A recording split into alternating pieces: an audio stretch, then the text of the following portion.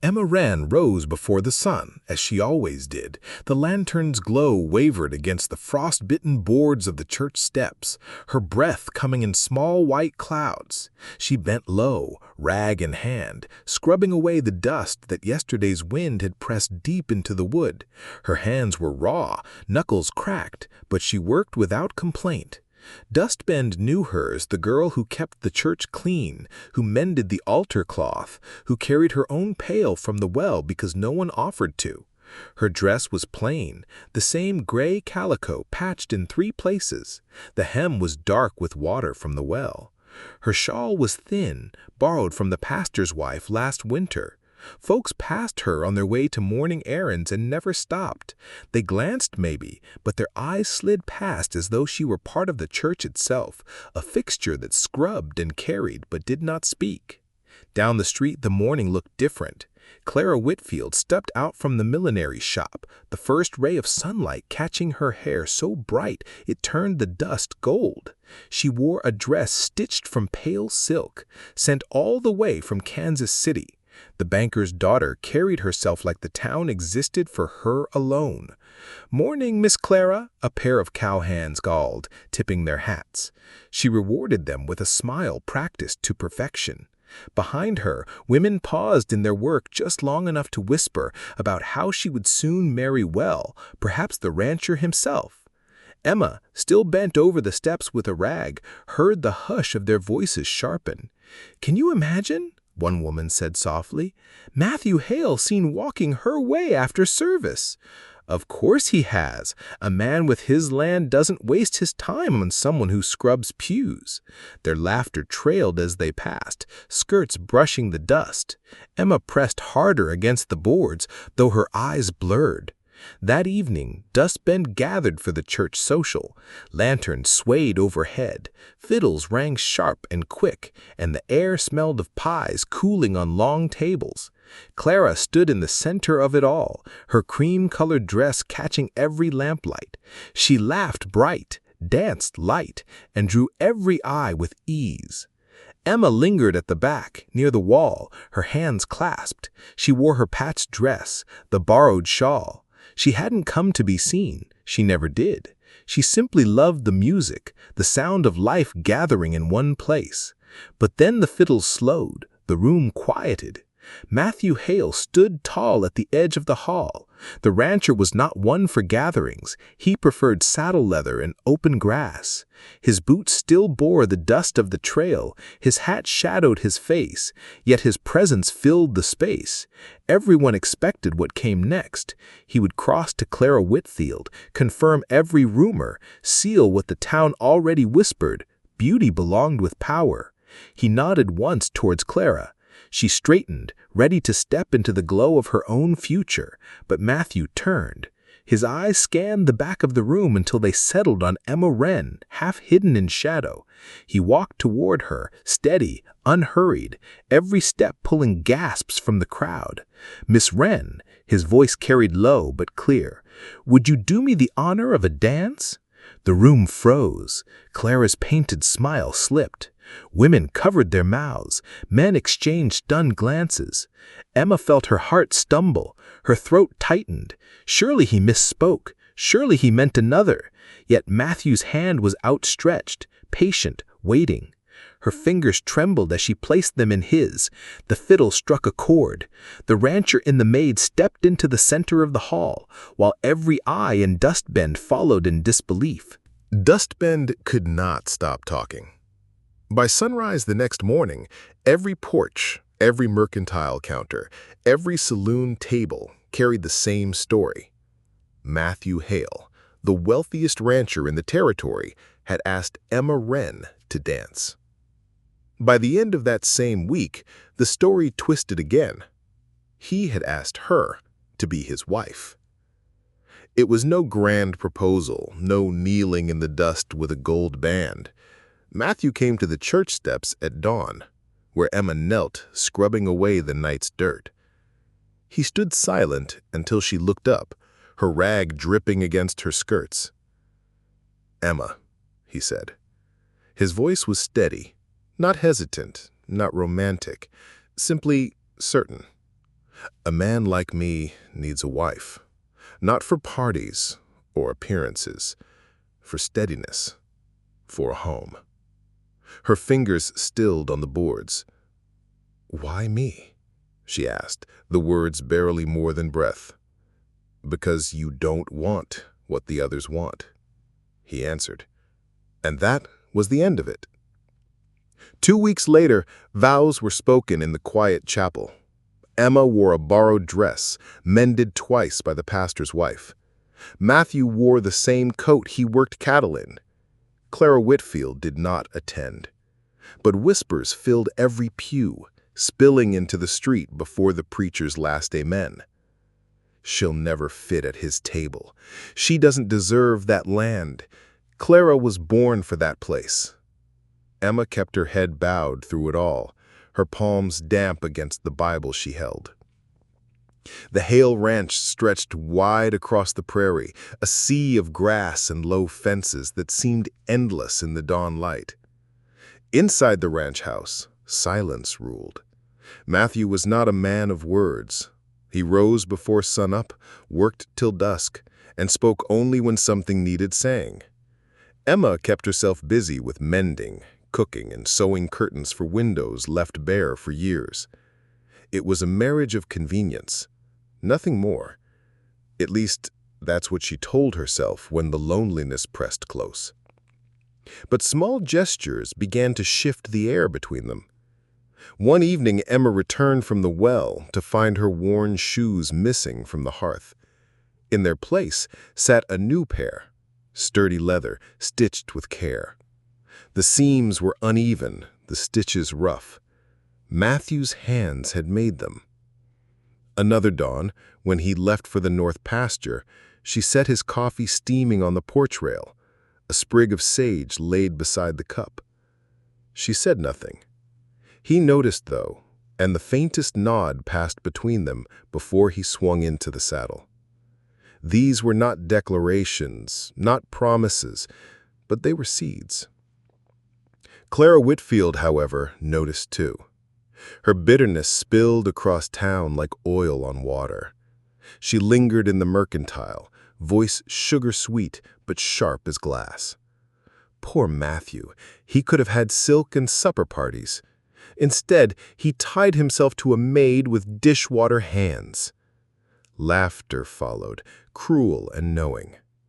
Emma kept her eyes down, clutching her parcel until her knuckles whitened. At church, Clara's smiles were brighter than ever. She touched Matthew's arm too long in greeting, spoke loudly of the fine china her father had imported from St. Louis, of dances she would host for the right match. Always her words circled back to Emma, though never named. And Dustbend listened.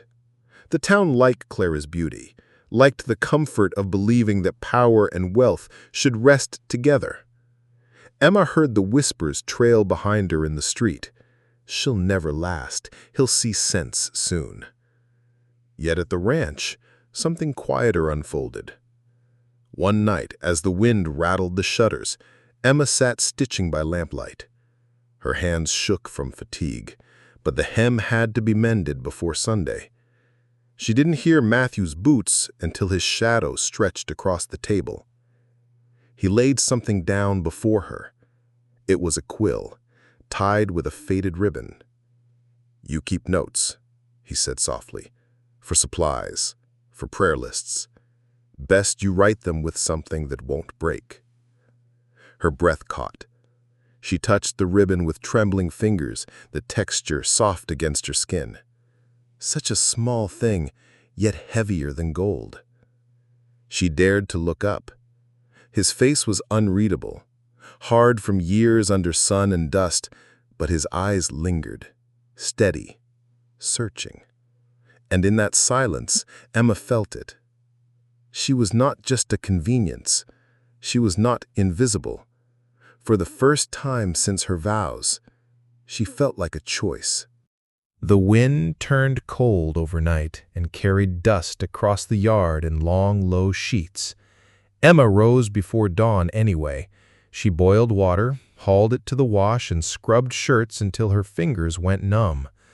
By noon, a cough had settled in her chest. She waved it off and kept working. The ranch didn't pause for a cough, and neither would she. By evening, the cough deepened. The world blurred at the edges. She stood at the stove to stir the stew, and the spoon slipped from her hand. The pot tipped. Hot broth splashed across the boards.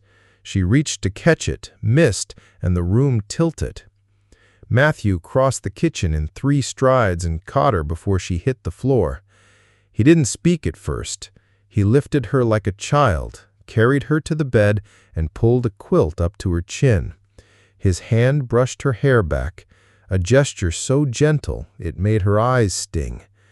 "I'm all right," she tried to say, but the words came thin. "You're burning," he answered. He said it the way he'd say the creek was running high. Plain fact, no panic, but his jaw tightened. He stoked the fire, set water to boil, and tore an old shirt into cloths. He cooled them and laid them across her forehead, changed them as they warmed. When she drifted, he coaxed sips of water past her lips. When she shook with chills, he tucked another blanket over her and placed his palm against the quilt as if to press steadiness into her bones. Outside, the wind rattled the shutters. Inside, his voice broke the hush in low, steady lines. "Stay with me, Emma," he said. "You hear?" She slept and woke in jagged pieces. Once, in the blue hour before dawn, she blinked and found him writing by lantern light at the small table, one of her lists in front of him, her ribboned quill in his hand. He wasn't taking tally of cattle or fence wire. He was copying the supper staples she always kept: flour, salt, beans, coffee, and beside each word he made a neat little mark, as if promising to keep them full. When he saw her watching, he set the quill down and came back to the chair at her bedside without a word. By morning, he saddled the horse and rode for Dr. Hewitt. Dustbend's Main Street was awake by the time he got there. Folks who had heard the talk looked up as he passed. Clara Whitfield stood on the mercantile steps with 2 friends at her shoulder, her coat buttoned high, her smile neat as a pen. "Matthew," she called, bright and clear, "I'm sorry to hear your situation. It's sad when people overreach. The Lord has ways of correcting things." He didn't slow. He tied his horse, stepped past her, and pushed through the mercantile door. Dr. Hewitt was inside arguing with the storekeeper over the price of quinine. Matthew paid without haggling. On his way back out, Clara tipped her head as if greeting a guest she wasn't fond of. "You know," she said, just loud enough for the porch to hear, "if you need help running the house, my father says his cook might." "We have what we need," Matthew said. He kept walking. His voice wasn't raised. It didn't have to be. When he returned with the doctor, Emma's fever had climbed. Dr. Hewitt left powders and orders and told Matthew to keep the room cool and the water coming. Then the doctor shook his head at the door like men do when they don't like their odds but won't say it plain. The next 2 days thinned into a single long line. Matthew barely slept. He carried water, changed cloths, and read aloud in a rough voice that softened with each hour. He didn't have a taste for books, but he found a tattered volume on the shelf, pilgrim words and plain scripture stitched together, and he read not for the sense of it, but for the sound, steady and low like a hand smoothing a horse's neck. Sometimes he just talked. He told her where the cattle were grazing, that he'd moved the weaker calf to the small corral because the wind cut hard across the open pasture, that the north fence would hold another week, but he'd rather see to it sooner. He spoke about the weather like an old friend, about the way the creek threw little diamonds in the sun at mid-morning. He didn't tell her the town was watching. He didn't tell her what Clara had said. He kept those words out of the house. On the 3rd morning, the powders were gone. He saddled the wagon to fetch more. Emma stirred when the wheels creaked in the yard. Her hand reached for the air and fell. He took it in both of his, pressed his mouth to her knuckles and left only when her breath evened again. At the mercantile steps, Clara stood waiting as if she'd been planted there. People gathered around her like fence posts along a line. "You're devoted," she said. "It's admirable, but devotion cannot make a maid into a mistress. She belongs to buckets and brooms." Silence tilted toward her. The words hung in the thin winter light. Matthew didn't glance at the onlookers. He looked straight at Clara. "She belongs with me," he said, "and that settles it." Clara's lips went tight. "You don't have to be cruel, Matthew. I'm only saying what everyone thinks." "Then everyone can think quieter," he said, and stepped past. He bought quinine, willow bark, a second bottle for fever. He added a strip of blue ribbon at the counter and slid coins across the wood. "For Emma," he said. The storekeeper nodded like a man relieved to be told what is decent. Word ran ahead of him. By afternoon, half the town had turned their talk toward the ranch. Some waited for the news to break the way a stock tank freezes at night, brittle and fast. Others shook their heads and said the rancher had a right to choose. A few women who knew what a fever could take boiled soup and carried it to the gate, then left it on the post without knocking. When he came back inside, Emma was awake. Not fully, but enough to see him. He settled at her side and eased a spoon between her lips. She coughed, took more, coughed again, and rested. He changed the cloth and felt the heat ease the slightest bit beneath his palm. "I'm sorry," she whispered, voice all scrape. "I meant to finish the curtains." He laughed once, soft and startled, as if he'd forgotten how. "The curtains can wait." Her eyes closed. "The town," he said, "can talk to the wind and let the wind answer back." Night fell early. He set the lamp low and rolled the chair closer. She drifted and woke to the sound of paper sliding. He had a small folded note in the blue ribbon beside it. He didn't hand it to her then. He tucked it into the book on the table, between pages she liked, the ones with quiet lines about narrow roads and steady feet. Her fever broke just before dawn. Sweat slicked her hair. She shivered hard once, then settled, and the heat began to slip away, like a thief who realized he'd been seen. She opened her eyes to find the chair empty and thought for one hard breath that he'd gone. Then she saw him on the floor beside the bed, back against the wall, head tipped to his chest, sleeping with her hand held in both of his. When he woke, she watched recognition cross his face like sun across a field. "You stayed," she said. "I will," he answered. Later, when the light grew, he helped her sit up. He brought broth and broke bread soft into it. She ate 3 careful spoonfuls, then leaned back, breathless but live. The book lay open on the table. She saw the ribbon peeking out and reached for it. Inside, a strip of paper held his square, careful handwriting. "You're not a duty. You're the home." Her throat closed. She looked at him. He didn't meet her eyes at first. He picked up the bowl, set it down, and stood with his hands at his sides like he wasn't sure what to do with them. "Why would you fight for me?" she asked. He lifted his gaze. Whatever he'd kept behind his ribs these months stepped forward and stood plain. "I saw you before any of this," he said. "At the churchyard last spring, a colt cut its leg on a nail.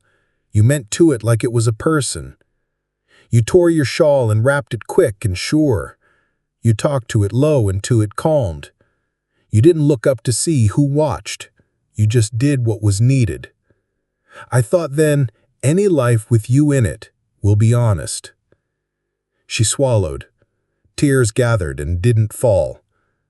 "I'm plain," she said. It wasn't a question. It was what the town always told her she was. He shook his head once. "You're steady.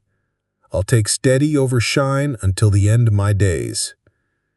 Her hand moved of its own accord and found his cheek. The scrape of his beard under her palm felt like proof. He bent toward her slow because rushing had no place here, and their mouths met with the gentleness of two people who had learned what breaking costs. When they drew apart, neither of them looked away. The wind raveled the shutters again, softer now, like a thing that had decided to leave the house be. He set the blue ribbon on the quilt near her hand. "Tie your hair with it when you feel strong enough," he said, "only because you like it, not because anyone's looking." Emma smiled. It was small and tired and beautiful for the way it didn't ask permission. Outside, the prairie lay wide and unbothered. Inside, the house that had been full of silence held something else. Something that sounded like breath easing, like steps falling into rhythm, like two lives turning toward one road and taking it together. The fever left Emma thin and washed out, but it left her. She slept hard for a day and a night, the kind of sleep that knits a person back together. When she woke again, the room was bright with winter sun. The quilt was warm. The blue ribbon lay on the table where she could see it, and Matthew was at the stove, spoon in hand, watching a pot with a care that made her smile. He heard the shift of the bed and looked over. His face softened the way dawn softens frost. He brought her broth and held the bowl while she took it slow. Between spoonfuls, he set a cup of water to her lips. His hands were rough and steady. She could have cried for the steadiness alone. When she finished, he carried the dishes to the basin. She reached for the ribbon and tied it in her hair with clumsy fingers. He turned and saw. He didn't speak, but his mouth tipped the slightest bit. It was enough. The next days were made of small things. He cut wood in the yard and stacked it knee-high by the door. She sat on the porch, wrapped in a blanket and mended shirts, the quill and a slate beside her for the lists she kept. When the wind rose, he crossed the yard and settled the blanket tighter around her shoulders. When she dozed, he checked the pulse at her wrist like a man listening for rain. On the fourth morning, she stood without help and walked to the kitchen. She moved slow, one hand on the table edge, but she made it. He stood in the doorway watching her, his hat in his hands. There was pride in his face that had nothing to do with cattle or fences. She said, "I can stir a pot," a little breathless. He nodded and fetched it to her, the ladle handle warm in her palm. By the end of the week, she wanted the yard. He brought her outside and set a chair near the steps. The sky was the color of tin. A hawk turned lazy circles over the far ridge. She closed her eyes and let the air move through her hair. He came from the barn with a sack of seed. "Sage," he said, "smells right when the wind comes across the porch." She asked for a spade. He shook his head, smiling a little, and knelt to dig the first trench himself. She lowered the tiny plants into the dark cuts and pressed the dirt firm. He watered with a careful hand. Side by side, they worked along the boards until the steps wore a thin green crown. He straightened and studied the line of new plants as if it were a fence he'd built. She brushed soil from her palms and leaned against the rail, her face flushed with effort and light. The colt she had wrapped months back came nosing up to the fence, long legs awkward as a chair with one short leg. Emma stepped to the rail and rubbed its forehead. "Promise," she said, without thinking. The word fit. The colt blinked slow and leaned harder into her hand. When she was strong enough to ride to town, he saddled the gentlest mare and brought the mounting block from the barn, the same one he used when his knee pained him. She gave him a look. He pretended not to see it and set the block anyway. She climbed, laughing once under her breath. They went at a walk, side by side, the mare's ears flicking, his horse steady as a church pew. The ride took twice as long as it should have. Neither of them minded. Dustbend watched them come down Main Street. Some faces showed surprise, some something like relief. Mrs. Hewitt stepped out of her yard with a jar wrapped in cloth. "For your strength," she said, pressing it to Emma's hands. chicken and barley. Emma thanked her, and the woman squeezed her fingers before letting go. At the mercantile counter, the storekeeper measured coffee and sugar, and brown paper rustled under his hands. He moved different than before, a touch gentler, as if he'd found some new way to speak. "Quinine kept back up," he said quietly. "You won't need it, but it's there." Claire Wixield arrived on a wind of perfume and silk. She paused long enough for the room to look up. Her smile was polished like a mirror. "Why, Emma," she said, "you look almost well." Emma set her parcel down and met the woman's eyes. There was no tremor in her voice. "Thank you," she said. Clara waited for the rest, the flinch, the lowered gaze, but it didn't come. She glanced to Matthew, then back, and her voice sharpened. "There's a dance next week. We'll be serving proper supper, china, music. We'll be raising funds for the church roof, which you must care about, given your old position." "I care about roofs that don't leak," Emma said. "I'll bake pies." She didn't add, "if you'll have them." She didn't need to. She turned to the storekeeper. "Put me down for 3.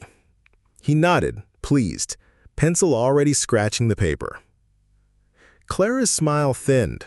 She reached for a display of ribbon, lifted a blue one, set it back. "Well," she said, and looked around the room for someone to laugh with. No one did. In the quiet, she put her gloves on, one finger at a time, and left with her chin high. They rode home with a sack of flour, a length of calico, and the church list folded into Matthew's pocket. The road unrolled beneath them. The prairie opened wide on both sides, like a book that had decided to be generous.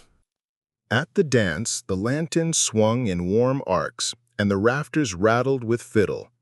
Emma set 3 pies on the table and wiped her hands on her apron. She stood a little off to the side and watched the couple step and turn. Across the hall, a young girl dropped her fork and flushed scarlet. Emma slipped over, crouched, and picked it up. "There now," she said, setting a clean one in its place. The girl's mother mouthed a thank you. It was a small thing. Small things mattered. Later, when the night had thinned and laughter found the easy place that comes after work is done, Matthew crossed the floor. He stopped before her the way he had that first night, hand open, patient.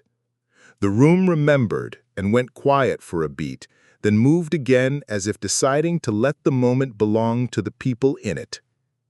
They danced slow. His hand was warm at her back. Her cheek fit against his shoulder like it had been made to rest there. No one whispered. If they did, the music covered it. After, on the wagon seat, the road home felt shorter. The stars were the kind that make a person think the sky is a field with white cattle grazing. He drove with one hand and kept the other over hers. Days fell into a kind of grace. She wrote with the quill he'd given her and began to keep a ledger on a shelf he built. 2 planks, sanded smooth, hammered straight, set where the light came good in afternoons. She listed what came in and went out. He studied her numbers with a frown of concentration and nods like small bows. When he didn't understand, he asked. She showed him. He listened. The shelf filled with order, and the house held a quiet that was no longer empty. She planted lavender along the south wall where stones held heat. He helped lay the rocks in a neat line and called it her border.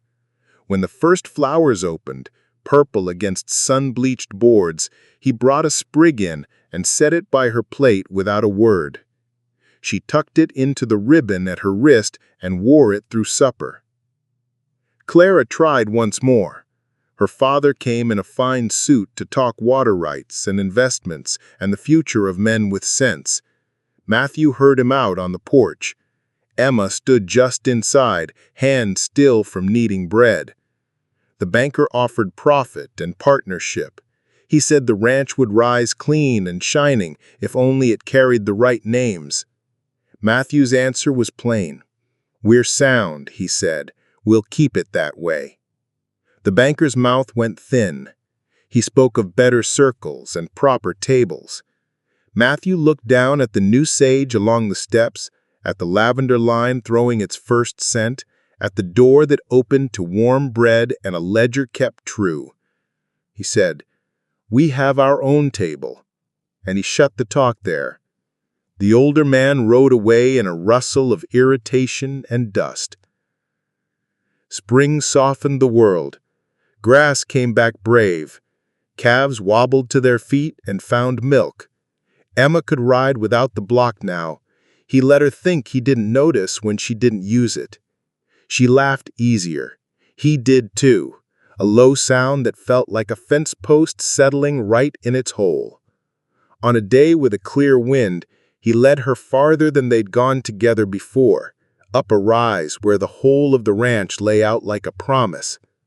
The creek flashed in the sun. The house sat square and sure, smoke lifting straight from its pipe. He said, "When I was a boy, I used to think the sky ended on that ridge. Then I rode past it. The world kept going." She said, "So did we." They sat in the grass, knees touching. He took a folded paper from his pocket and handed it over. It was one of her old lists from the church closet days. Flour, soap, thread.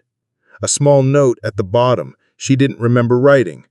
"Don't forget kindness." He had copied it in his neat, squared hand. He had added under it, "Don't forget home." She breathed in, the air tasting of sage and sun-warmed earth. That evening, back at the house, he lit the lantern early and pushed the table aside. No music but what the lamp flame made against the glass. He said, "Again?" She stepped into his arms. There are dances a town sees, and then there are better ones, held at the edge of lamplight where vows don't need words. Before they slept, she placed the quill back on its shelf and slid the blue ribbon free. She set both on the ledger, side by side, tools for building different kinds of shelter. He banked the fire and came to her in the hush that belongs to people who have learned not to waste it. Later, she woke to rain on the roof, even and kind. She listened to it for a long time, and then to the slow rhythm of his breathing. She thought of the road she had walked from a church stoop to this bed. She thought of the words he had given her when she needed them most. "You're not a duty. You're the home." The house did not feel large. It felt right. It held the things they had planted and the things they had promised without needing to say "promise" out loud. In the morning, she would bake bread and tie her hair. He would ride the north line and check the fence. Between those acts, there would be coffee, and the touch of a hand at the small of a back, and the quiet the prairie had finally allowed to live inside walls. Dustbend still talked. Towns always do. But the talk changed shape, worn smooth by time and by what people kept seeing. They saw the rancher look for his wife first at any gathering. They saw her speak calm and straight when a child cried or a neighbor needed a pan. They watched a man who could have chosen shine choose steady, and they began to understand the size of that choice. The sky went on being wide. The wind went on crossing the grass. The house went on holding light at dusk in the way good houses do. And when the day ended, two people stepped out to the porch, breathed in the clean scent of sage, and stood a while with their shoulders touching, not to be seen, but because they had learned what it means to be known.